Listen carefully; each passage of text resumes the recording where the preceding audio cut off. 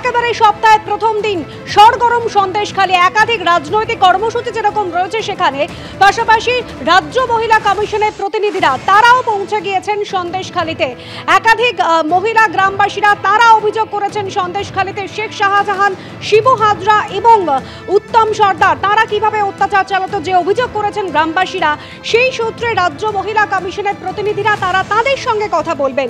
এই মুহূর্তে লীনা গঙ্গোপাধ্যায় এবং আরো 2 সদস্য পৌঁছে গিয়েছেন সন্দেশখালীতে। আমাদের প্রতিনিধি পার্থপ্রতিম ঘোষ রয়েছেন আমাদের সঙ্গে। পার্থপ্রতিম, দেখতে পাচ্ছি লীনা গঙ্গোপাধ্যায় তিনি গ্রামবাসীদের সঙ্গে কথা বলছেন।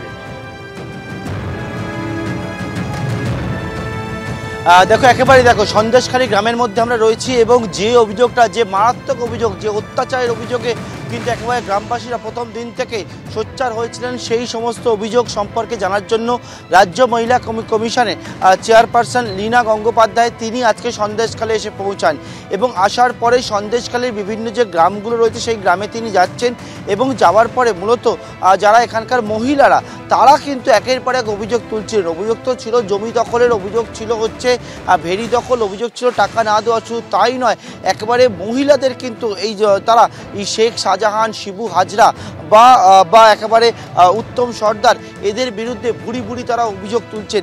রাত্রেবেলা যখন 12টার সময়, গভীর রাত্রে তাদেরকে মিটিংয়ে ডাকা হয় বলে তারা অভিযোগ করছেন এবং তারা যখন মিটিংয়ে কেউ না গেলে তাহলে কিন্তু পরিবারের সদস্যদেরকে বেধড়ক মারধর করা হয় বলে সেই অভিযোগ একেবারে সংবাদ মাধ্যমের সামনে যারা তুলে ধরছিলেন তারা কিন্তু আজকের একেবারে রাজ্য মহিলা কমিশনের চেয়ারপারসনের সামনে তারা কিন্তু তুলে ধরলেন।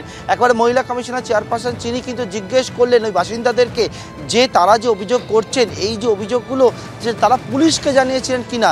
কিন্তু একেবারে মহিলারা তারা মহিলা কমিশনের চেয়ারপারসনকে জানালেন যে পুলিশকে জানালেও কিন্তু পুলিশ বলে কোনো কিছু নিয়ে গেলে যে শিবুদার কাছে যাও, উত্তমদার কাছে যাও। অর্থাৎ এইটা কিন্তু যে অত্যাচারের কথা বারবার সামনে আসছিল, মহিলা কমিশনের চেয়ারপারসন তিনিও জানালেন সেই সমস্ত বিষয়ে তারা কিন্তু যখন জানতে পারেন সংবাদ মাধ্যম থেকে এবং জানার পরবর্তীকালে তারা কিন্তু আজকে এসছেন এবং এসে সমস্ত বিষয়টা খতিয়ে দেখার জন্য এবং যেমনটা জানালেন যে ইতিমধ্যেই রাজ্য মহিলা কমিশন তারা একটা স্বতঃপ্রণোদিত মামলা করেছেন এবং সেই মামলা করে তারা কিন্তু পুলিশের কাছে রিপোর্ট চেয়ে পাঠিয়েছেন এবং রিপোর্ট চেয়ে পাঠিয়েছেন এবং রিপোর্ট চেয়ে পাঠিয়েছেন। একটু কথা বলবো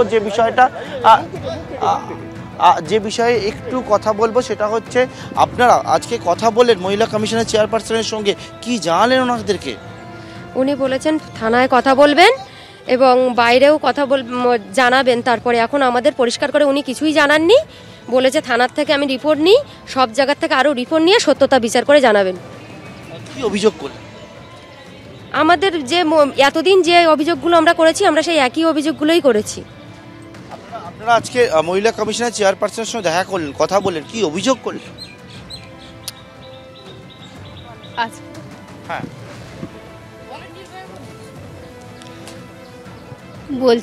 বলছি আমরা তো ওনাদের যে শিবু হাজরা আর ওই উত্তম দুজনের অত্যাচারে আমরা তো পুরো অত্যাচার একদম মানে কোন ঠাসা হয়ে গেছি, আমাদের আর বাঁচার কোনো উপায় নেই, যার জন্য আমরা এই মেয়েরা এই পথে আমাদের নামতে হয়েছে।